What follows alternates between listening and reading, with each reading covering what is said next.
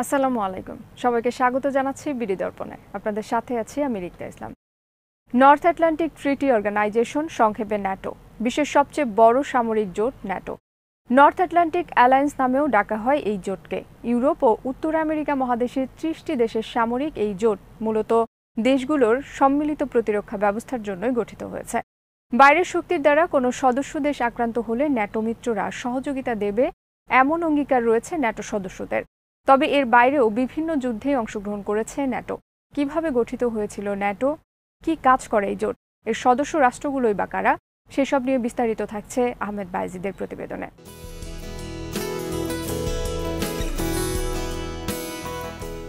দ্বিতীয় বিশ্বযুদ্ধের পর জার্মানি ও সোভিয়েত ইউনিয়নের সম্ভাব্য হামলার আশঙ্কায় ফ্রান্স ও ব্রিটেন একটি সামরিক সহযোগিতা চুক্তি করে। ফ্রান্সের উত্তরাঞ্চলীয় শহর ডুনক্রিকে স্বাক্ষরিত ওই চুক্তিটি ট্রিটি অফ ডুনক্রিক নামেই পরিচিত। পরের বছর এই জোটে যোগ দেয় আরও ৩টি দেশ, বেলজিয়াম, নেদারল্যান্ডস ও লুক্সেমবার্গ, যারা একই সাথে বেনেলুক্স নামে পরিচিত। ব্রাসেলসে এই দেশ ৫টির মাঝে একটি সমন্বিত প্রতিরক্ষা চুক্তি হয়, যার নাম দেয়া হয় ওয়েস্টার্ন ইউনিয়ন।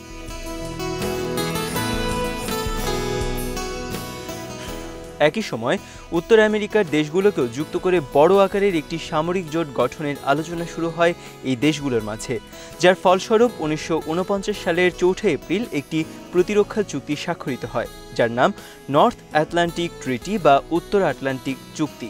ওয়েস্টার্ন ইউনিয়নের দেশগুলোর সাথে নতুন এই চুক্তিতে যোগ দেয় উত্তর আমেরিকা ও ইউরোপের কিছু দেশ। দেশগুলো ছিল যুক্তরাষ্ট্র, Canada, Portugal, Italy, Norway, Denmark ও আইসল্যান্ড।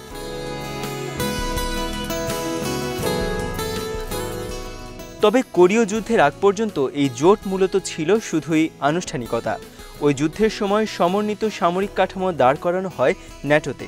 ১৯৫১ সালে স্থাপন করা হয় ন্যাটোর অপারেশন কমান্ড সেন্টার।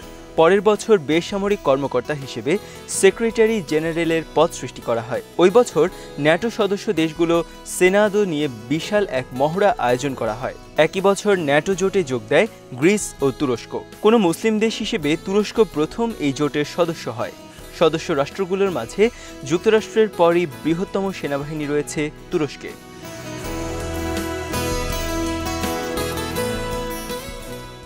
১৯৫৫ সালে লন্ডন ও প্যারিস সম্মেলনের পর পশ্চিম জার্মানির সামরিক বাহিনীকে আধুনিক সমরাস্ত্রে সজ্জিত করার অনুমতি দেওয়া হয় এবং দেশটিকে ন্যাটো জোটের সদস্য করে নেওয়া হয়। ৮০-র দশকের শুরুতে গণতন্ত্র চর্চা শুরু হওয়ার পর স্পেন যোগ দেয় ন্যাটোতে। ১৯৯০-এর দশকে এসে ন্যাটো সামরিক জোটের গণ্ডি ছাড়িয়ে রাজনৈতিক ও মানবিক বিষয়ে নিজের কর্মকাণ্ড প্রসারিত করে এবং নিজস্ব প্রতিরক্ষা ব্যবস্থার বাইরেও আন্তর্জাতিক অঙ্গনে বিভিন্ন সামরিক অভিযানে অংশ নিতে শুরু করে।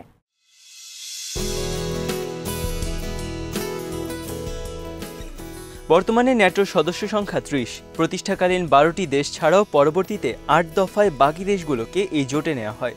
জোটের সর্বশেষ সদস্য হিসেবে যোগ দিয়েছে উত্তর মেসিডোনিয়া। বর্তমানে বসনিয়া হার্জেগোভিনা এর সদস্যপদ পাওয়ার অপেক্ষায় আছে।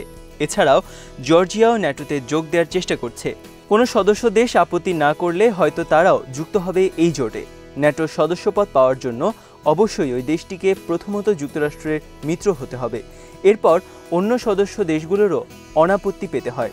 আয়ারল্যান্ড, অস্ট্রিয়া, সুইডেন, সুইজারল্যান্ডের মতো ইউরোপের গুরুত্বপূর্ণ কয়েকটি দেশ এর সদস্য নয়।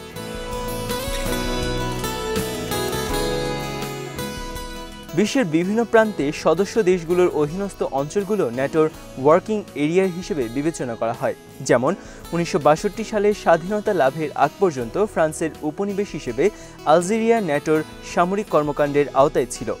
১৯৯০ সালে ফ্রান্স ন্যাটো থেকে পৃথক হয়ে আলাদা সামরিক নীতি গ্রহণ করেছিল। তবে ২০০৯ সালে প্রেসিডেন্ট নিকোলাস সার্কোজির সময়ে দেশটি আবারও ন্যাটোর সামরিক পরিকল্পনায় যুক্ত হয়।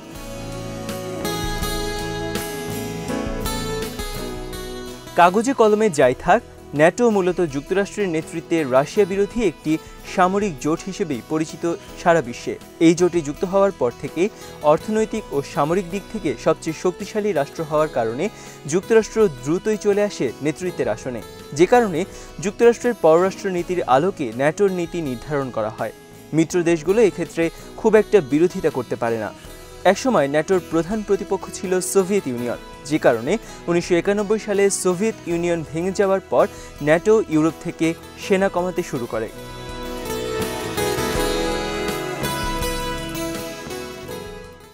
বর্তমান সময়ে রাশিয়ার প্রভাব বৃদ্ধি, বিশেষ করে 2014 সালে ইউক্রেনের ক্রিমিয়া উপদ্বীপ দখল করার পর থেকে ইউরোপের কম শক্তির অনেক দেশ রুশ আগ্রাসন থেকে বাঁচতে যুক্তরাষ্ট্রের সাহায্য চাইছে, যে কারণে ন্যাটোর প্রতিপক্ষ হিসেবে সোভিয়েত ইউনিয়নের জায়গা নিয়েছে রাশিয়া।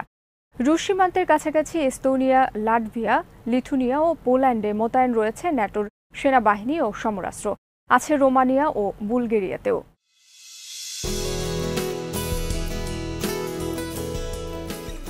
পোল্যান্ডে সবচেয়ে বেশি সংখ্যক 4000 ন্যাটো সৈন্য অবস্থান করছে। এছাড়া fighter jet, missile defence system ও ট্যাঙ্ক সহ অনেক অত্যাধুনিক সমরাস্ত্র মোতায়েন করা হয়েছে পূর্ব ও উত্তর ইউরোপে। যুক্তরাষ্ট্র চাইছে ইউরোপীয় দেশগুলোকে সাথে রেখে রাশিয়াকে কোণঠাসা করে রাখতে, আর ইউরোপীয়রা রাশিয়ার আগ্রাসনের শিকার হওয়া থেকে বাঁচতে আশ্রয় নিচ্ছে ন্যাটোর অধীনে, যে কারণে পরস্পরের এই ঐক্য।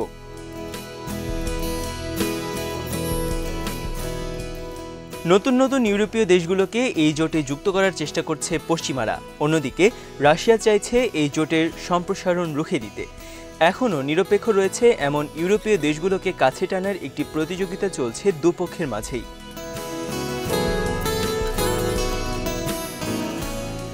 ন্যাটোর সদর দফতর বেলজিয়ামের রাজধানী ব্রাসেলসে। সদর দফতরে গুরুত্বপূর্ণ শীর্ষ কর্মকর্তারা ছাড়াও সদস্য দেশগুলোর প্রতিনিধি, সামরিক বেসামরিক লিয়াজো অফিসার, কূটনীতিক ও সদস্য দেশগুলোর সামরিক প্রতিনিধি, ন্যাটোর নিয়োগকৃত সামরিক কর্মকর্তারা নিয়মিত কার্যক্রম পরিচালনা করেন।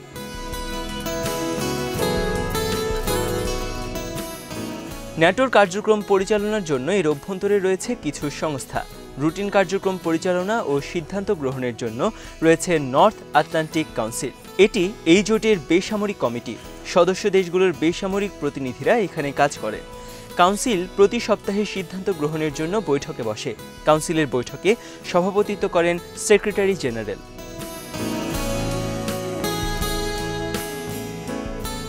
এছাড়া রয়েছে একটি মিলিটারি কমিটি। এই কমিটির কাজ সামরিক নীতি ও কৌশল সম্পর্কে কাউন্সিলকে পরামর্শ দেয়া। সদস্য রাষ্ট্রগুলোর প্রতিরক্ষা প্রধানরা এই কমিটির সদস্য। এই কমিটির প্রধান একজন চেয়ারম্যান, যিনি জোটের সামরিক অভিযানের নেতৃত্ব দেন।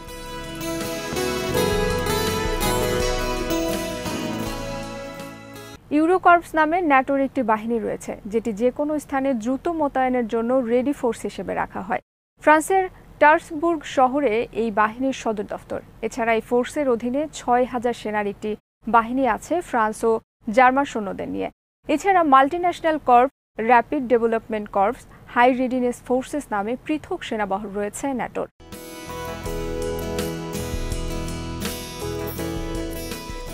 ন্যাটো সৈন্যরা সদস্য দেশগুলোর বাইরে প্রথম অপারেশন চালায় 1990 সালে কুয়েত যুদ্ধে। তবে সেই যুদ্ধে তাদের খুব একটা জোরালো ভূমিকা ছিল না। এরপর বসনিয়া যুদ্ধে ন্যাটো সৈন্যরা সার্ব বাহিনীর বিপক্ষে লড়াই করে। বিমান হামলা ও স্থল হামলা চালায় ন্যাটো। ন্যাটোর সামরিক হস্তক্ষেপের কারণে বসনিয়াদের ওপর সার্বদের গণহত্যা বন্ধ হয় এবং বসনিয়া স্বাধীন দেশ হিসেবে আত্মপ্রকাশ করে।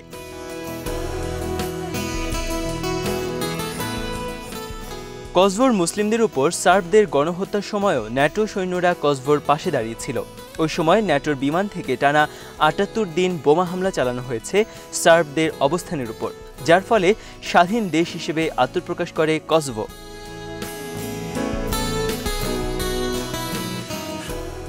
কুয়েত, বসনিয়া ও কসভো যুদ্ধের এই অভিযানগুলো ছিল নিরপেক্ষ কোনো দেশের জন্য। তবে নিজেদের ওপর হামলা হলে ন্যাটোর যে সমন্বিত প্রতিরক্ষা পদ্ধতি, সেটি তারা প্রথম প্রয়োগ করেছিল আফগান যুদ্ধে। যুক্তরাষ্ট্র 9/11 হামলার পর মার্কিন বাহিনীর পাশাপাশি ন্যাটো বাহিনীও যোগ দেয় ওই যুদ্ধে। ন্যাটোর বাহিনীতে সদস্য দেশগুলো ছাড়াও আরও 12টি দেশের সেনারা অংশ নেয় আফগান যুদ্ধে। এছাড়া যুক্তরাষ্ট্রের ইরাক অভিযানের পর নবগঠিত ইরাকি নিরাপত্তা বাহিনীর প্রশিক্ষণের দায়িত্ব নেয় ন্যাটো। লিবিয়ার যুদ্ধেও অংশ নিয়েছে ন্যাটো সৈন্যরা।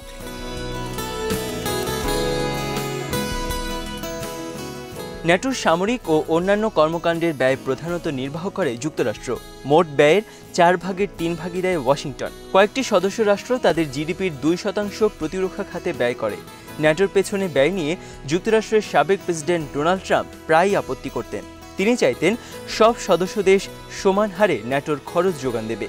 এছাড়াও আরও অনেক কারণে ট্রাম্প ন্যাটো নিয়ে অসন্তুষ্ট ছিলেন। তার সময় ন্যাটোর কার্যক্রম অনেকটাই স্থবির হয়ে পড়েছিল।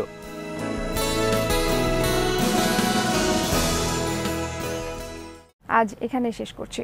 সবাই ভালো থাকুন, সুস্থ থাকুন আর দেখতে থাকুন বিডি দর্পণ। চ্যানেলটি ভালো লাগলে সাবস্ক্রাইব করুন। সংযুক্ত থাকুন আমাদের ফেসবুক পেজে। আল্লাহ হাফেজ।